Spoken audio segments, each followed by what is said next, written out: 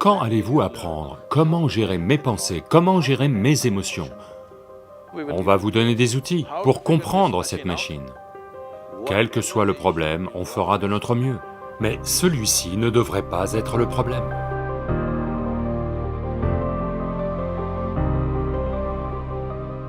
Dans la vie, il y a des périodes où nous sommes déprimés, nous nous sentons seuls. Tout le monde est contre nous et il n'y a personne pour nous guider ou pour parler. Donc, dans ces moments-là, comment gérer cela ou comment faire face à cela? Voyez, c'est une situation malheureuse dans laquelle tout un tas d'êtres humains se trouvent. Dans leur expérience personnelle, la vie c'est moi contre l'univers. Être en compétition avec l'univers est une chose stupide. C'est une compétition dans laquelle vous ne devriez pas entrer. Allô? Moi contre l'univers, c'est entrer dans une mauvaise compétition. Vous êtes d'accord avec moi? Donc, c'est pourquoi le yoga. Yoga ne veut pas dire contorsionner votre corps. Le mot yoga signifie union. Là maintenant, c'est moi contre l'univers. Cela est juste votre état psychologique, ce n'est pas la réalité. Même lorsque vous vous sentez extrêmement seul, est-ce que vous respirez encore? Donc vous êtes en interaction avec le monde, n'est-ce pas? Oui, il n'y a qu'avec les gens autour de vous que vous n'arrivez pas à vous entendre. Mais l'air vous va bien, la nourriture vous va bien, si elle a bon goût. L'eau vous va bien, vous avez des interactions avec le monde, n'est-ce pas? Votre existence est constamment engagée avec l'univers, mais votre mental se positionne contre l'univers. Si vous créez un état psychologique dans lequel vous êtes contre ou en compétition avec l'univers ou le cosmos, de toute évidence, vous allez vous sentir écrasé pour de petites choses. De petites choses vont vous écraser. Quand je dis de petites choses, vous avez peut-être échoué à votre examen, vous avez peut-être été renvoyé de cette université, vous avez peut-être été licencié, peut-être que quelqu'un vous a largué, peut-être que quelque chose comme ça a eu lieu. Tout ça, ce sont de petites choses entre la vie et la mort, parce que vous êtes arrivé ici sans rien, n'est-ce pas? Quand vous mourrez, il n'y a pas de service de stockage pour vous. Vous mourrez sans rien. Malgré cela, la plupart des gens ont transformé leur maison en entrepôt. La plupart des gens portent un énorme bagage sur la tête, comme s'ils portaient l'univers tout entier sur leur tête. C'est leur propre état psychologique. C'est de vos pensées et émotions que vous parlez, pas vrai?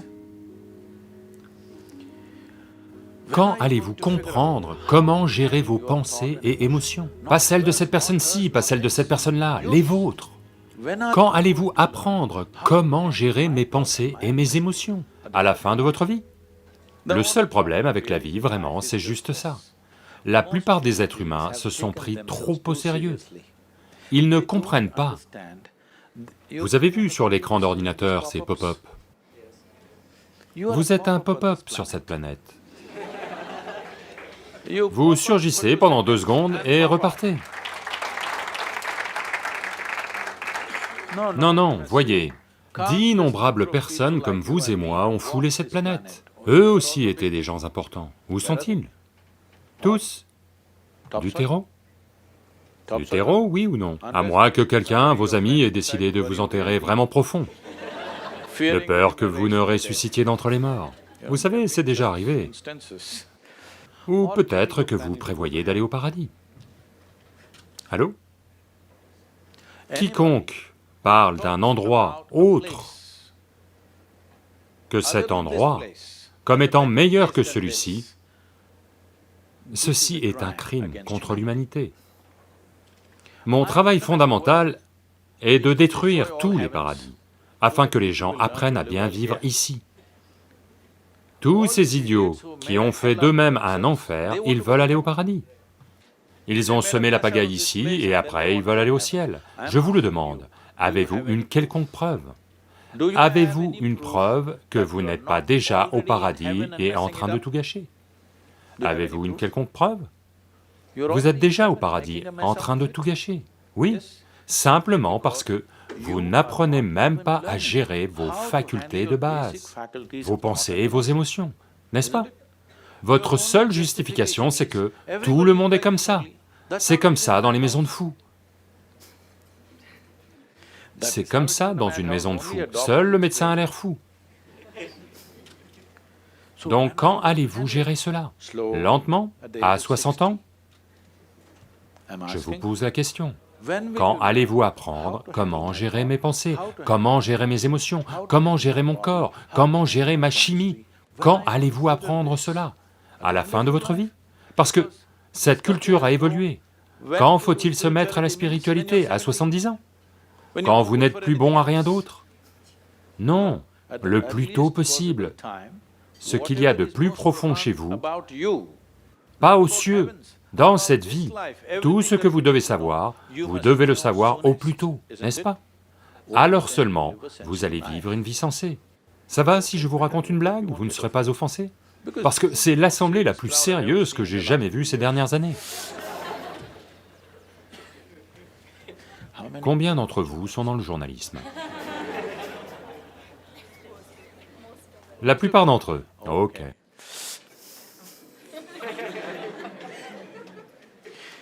Ceci est arrivé. Shankaran Pillai, quand il était à Paris, était marié à une Française. Un jour, c'est leur anniversaire, leur premier anniversaire. Donc elle invite un groupe d'amis et elle veut cuisiner quelque chose de vraiment frais, que tout soit frais. Donc toute la matinée, elle lui fait faire le tour des marchés. Ils achètent des légumes frais, de la viande fraîche, du poulet frais, ceci, cela, tout. Puis le soir, elle dit, parce que les Français ont ces, vous savez, des escargots en apéritif. Elle lui dit, va à la plage ramasser des escargots frais. Et je vais faire des amuse-bouches pour les amis qui viennent. Donc Shankaran Pillai va à la plage et il ramasse tous les escargots et les met dans un seau. Puis il tombe sur un vieil ami, un Indien. Le courant passe et ils se mettent à parler de l'ancien temps. Il oublie tout simplement qu'il est marié. Vous savez, quand vous rencontrez de vieux amis, ça arrive. Et tous les deux vont dans un bar, et boivent quelques verres, et ça lui sort complètement de la tête. Puis il réalise, les escargots sont en train de grimper hors du seau, et tac, un escargot tombe du seau. Il réalise, oh mon Dieu, je suis censé rapporter les escargots à ma femme française. Elle attend. Donc il dit, il faut que j'y aille, et il s'en va. À ce moment-là, il était déjà très tard. Il s'en va, il sait que ça ne va pas être agréable. Donc, il arrive près de la maison et répand tous les escargots au sol, jette le seau et va frapper à la porte. La furie française arrive. Il se retourne et dit, « Allez les gars, on y est presque, allez, d'une aire !»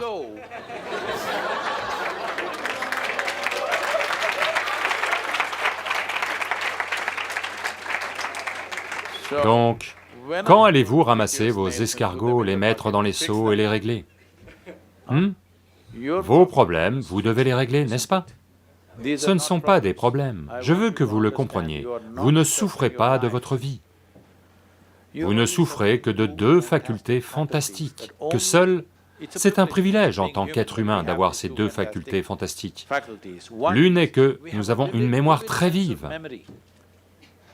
C'est grâce à cette mémoire que notre vie est si riche, plus que celle de toute autre créature, et nous avons une imagination fantastique.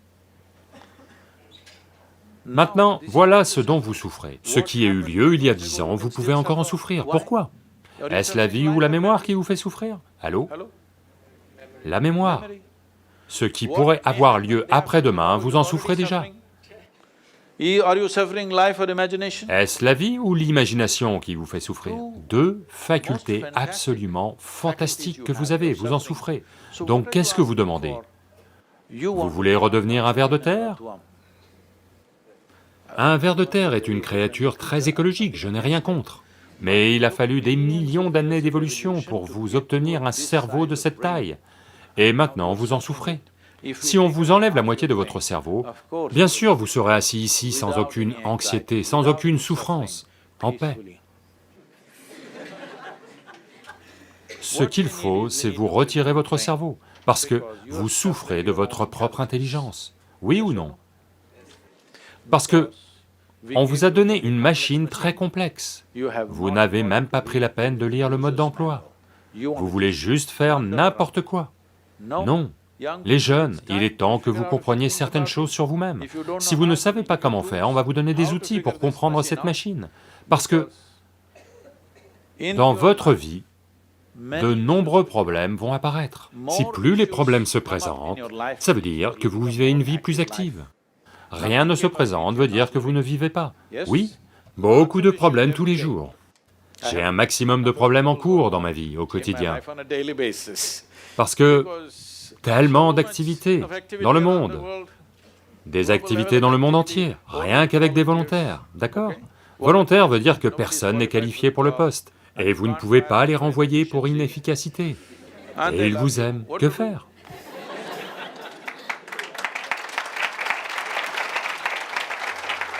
Donc cette chose-là, vous devez la régler, c'est-à-dire que dans votre vie, vous n'êtes pas le problème.